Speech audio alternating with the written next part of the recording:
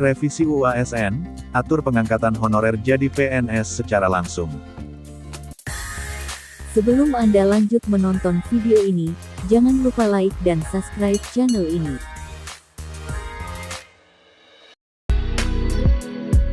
Honorer tak masuk pendataan, tenaga honorer yang tidak masuk ke dalam database BKN pada pendataan non-ASN 2022 akan mengalami kerugian besar. Pasalnya, revisi Undang-Undang ASN RUU ASN dalam pasal 131A ayat 1 menyebutkan tenaga honorer wajib diangkat menjadi PNS secara langsung. Tentunya, tenaga honorer atau pegawai non-ASN yang sudah masuk ke dalam database BKN akan memiliki peluang yang lebih besar untuk diangkat jadi ASN, baik PNS maupun P3K. Sementara itu, tenaga honorer yang tidak masuk ke dalam database BKN pada pendataan non-ASN 2022, kecil kemungkinan untuk diangkat menjadi ASN. Meskipun pemerintah menyatakan pendataan bukan bertujuan untuk mengangkat non-ASN menjadi ASN, tetapi peluangnya tetap saja sangat besar.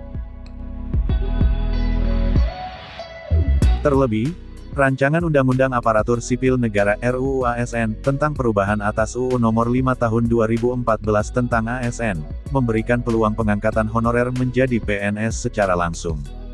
Dalam draft revisi UU ASN terdapat satu pasal yang mengatur tentang pengangkatan honorer menjadi PNS secara langsung.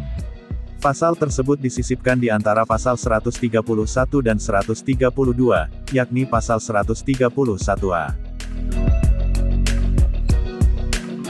Pasal 131A ayat 1 menyebutkan tenaga honorer, pegawai tidak tetap, pegawai tetap non-PNS, dan tenaga kontrak yang bekerja terus-menerus dan diangkat berdasarkan surat keputusan yang dikeluarkan sampai dengan tanggal 15 Januari tahun 2014, wajib diangkat menjadi PNS secara langsung dengan memperhatikan batasan usia pensiun sebagaimana dimaksud dalam pasal 90.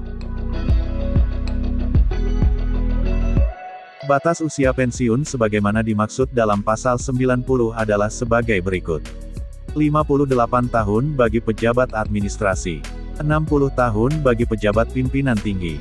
Sesuai dengan ketentuan peraturan perundang-undangan bagi pejabat fungsional.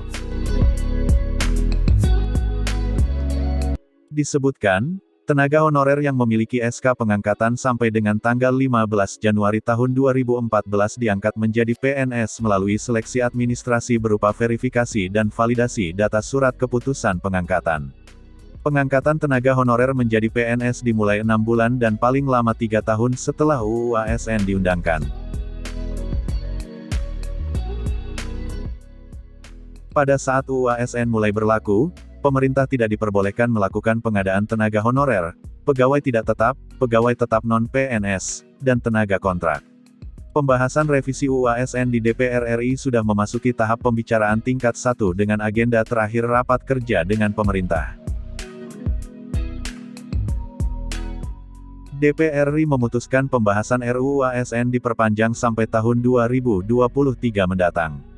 Perpanjangan waktu pembahasan revisi UU ASN diputuskan dalam rapat paripurna DPR RI pada Kamis, tanggal 17 November tahun 2022 lalu. Sebagaimana diketahui, jumlah honorer hasil pendataan non-ASN yang dilakukan pada Juli hingga tanggal 30 September tahun 2022 sebanyak 2.421.100. Setelah dilakukan uji publik, jumlah tenaga honorer berkurang menjadi 2.360.723 orang. Dari jumlah tersebut, sebanyak 1.817.395 honorer telah dilengkapi dengan surat tanggung jawab mutlak (SPTJM) dari pejabat pembina kepegawaian (PPK) dengan rincian THK 2, 129.620. Non-ASN, 1.687.775. Jumlah totalnya sebanyak 1.817.395. Sementara 542.328 tenaga honorer belum disertai SPTJM dari PPK. Tenaga honorer yang belum dilengkapi SPTJM berasal dari 12 instansi pusat dan 108 instansi daerah. Berikut rincian tenaga honorer yang belum dilengkapi SPTM dari 120 instansi pusat dan daerah. THK 2, 50.508. Non-ASN, 492.820. Adapun jumlah totalnya sebanyak 543.328. Anggota Komisi 2 DPR RI dari PAN, Guspardi Gaus mengatakan perlu ada ketegasan bagi instansi yang belum menyampaikan SPTJM.